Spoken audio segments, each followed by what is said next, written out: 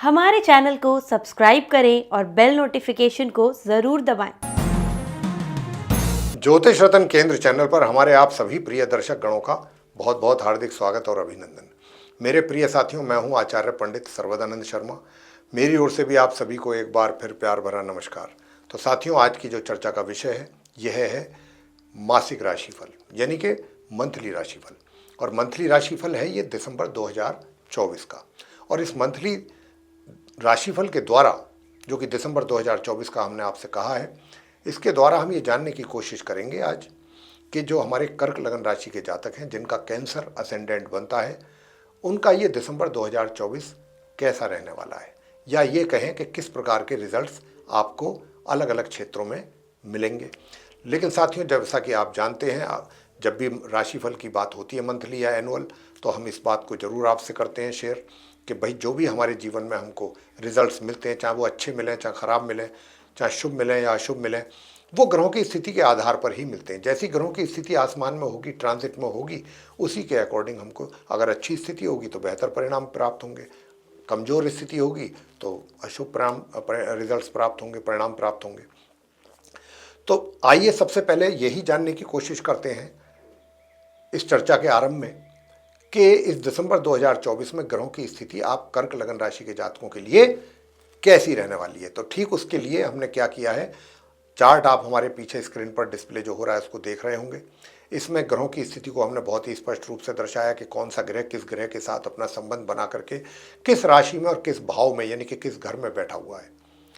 तो इससे आपको काफ़ी कुछ अंदाजा लग जाएगा।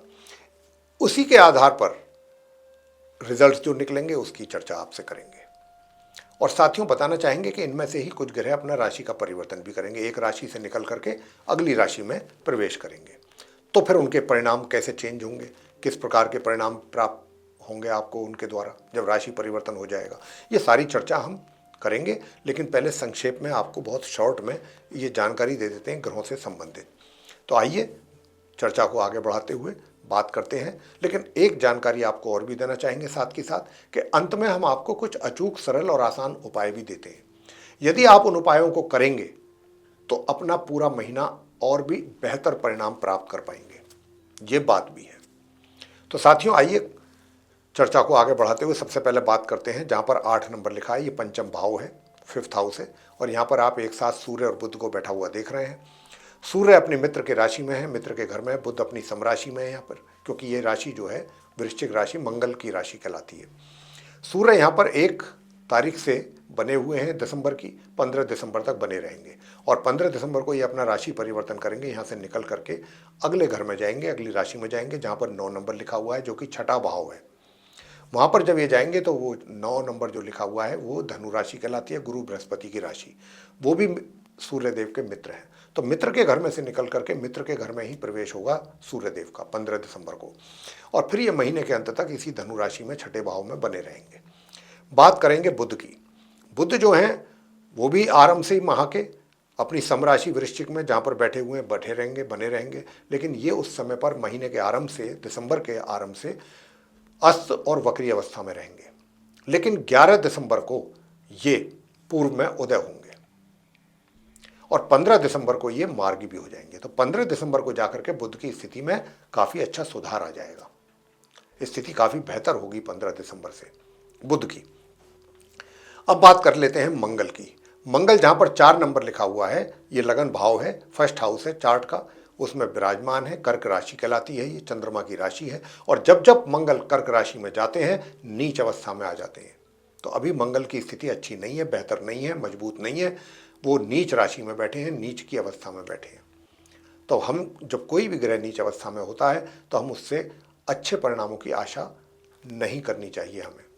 यहाँ पर नीच अवस्था में, लेकिन एक अच्छी बात हो रही है नीच अवस्था में रहते हुए भी कि मंगल यूँ तो उदित और मार्गी अवस्था में है 1 तारीख से ही अपनी इस नीच राशि में, लेकिन 6 दिसंबर को ये उल्टी चाल चलना आरंभ कर देंगे। और जब ये उल्टी चाल चलना आरंभ करेंगे तो ये वक्री, यानी जिसको वक्री स्थिति कहते हैं, तो ये वक्री और उदित अवस्था में पूरे महीने अपनी इस नीच राशि में इसी प्रकार बने रहेंगे। आगे बात करते हैं गुरु बृहस्पति की। गुरु बृहस्पति भी अपनी शत्रु राशि वृषभ में जहां 2 नंबर लिखा है, एकादश भाव 11th हाउस में बने हुए हैं उदित और वक्री स्थिति में, वो भी उल्टी चाल चल रहे हैं और अपनी शत्रु के घर में शुक्र की राशि में बैठे हैं और बैठे रहेंगे इसी प्रकार पूरे माह। शुक्र की बात करें, शुक्र अभी आप उनको बैठा हुआ देख रहे हैं 7th हाउस में, सप्तम भाव में, जहां पर 10 लिखा हुआ है। मकर राशि कहलाती है, शनि की राशि है और शनि जो है शुक्र के मित्र हैं। तो शुक्र अपने मित्र के घर में सप्तम भाव में मकर राशि में बैठे हुए हैं। लेकिन ये कब बैठेंगे? 2 दिसंबर से 1 तारीख और 2 दिसंबर को, 1 दिसंबर 2 दिसंबर को ये 2 दिन जो है धनु राशि में रहेंगे जहां 9 नंबर लिखा हुआ है। वहां से फिर ये 2 दिसंबर को यहां पर आएंगे 7th हाउस में और फिर ये यहां पर 28 दिसंबर तक रहेंगे मार्गी और उदित अवस्था में। 28 दिसंबर को ये यहां से भी अपना राशि परिवर्तन करके निकल जाएंगे और ये जाएंगे अगले घर में जहां पर शनि बैठे हुए हैं कुंभ राशि में। तो ये अपने मित्र शनि के साथ जाकर के संबंध बनाएंगे 28 दिसंबर को और फिर ये वहां रहेंगे महीने के अंत तक। राहु की बात अगर हम करें तो राहु जो है अपनी समराशि मीन में, जो कि गुरु बृहस्पति की राशि कहलाती है, उसमें 9वें भाव में बने हुए हैं, बने रहेंगे पूरे महीने इसी प्रकार। और ऐसे ही केतु भी जो है अपनी समराशि कन्या में, जो कि जहाँ पर 6 नंबर लिखा हुआ है, 3rd हाउस है ये, वो भी इसी प्रकार पूरे महीने बने रहेंगे, कोई राशि परिवर्तन नहीं करेंगे। और शनि की बात अगर कर लें तो शनि भी पूरे महीने अपनी स्वयं की राशि कुंभ में मार्गी और उदित अवस्था में इसी प्रकार इसी घर में अष्टम भाव में बने रहेंगे। तो ये थी ग्रहों की स्थिति। अब इन ग्रहों की स्थिति जो ये बन रही है या जो ग्रहों का राशि परिवर्तन हो रहा है, उसके हिसाब से जो परिणाम आपको मिलने जा रहे हैं अपने भिन्न भिन्न क्षेत्रों में, यानी कि डिफरेंट फील्ड्स में, उसकी चर्चा आपके साथ अब हम करने जा रहे हैं। उसके बाद आपको देंगे कुछ सरल, आसान और अचूक उपाय। तो आप ध्यानपूर्वक वीडियो को अंत तक साथियों देखते रहिए। सबसे पहले चर्चा करेंगे आपके अपने करियर को लेके, आपके प्रोफेशन को लेके, आपके वर्क प्लेस को लेके।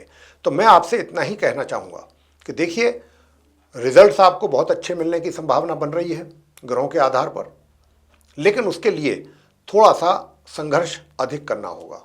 आलसी स्वभाव अगर आपने बना करके रखा तो जैसे रिजल्ट्स आप चाहेंगे या चाहते हैं उनके मिलने में थोड़ा डिले हो सकता है, या ये भी पॉसिबल है कि वो रिजल्ट्स आपको आपके मन के मुताबिक, इच्छा के मुताबिक ना मिल पाए।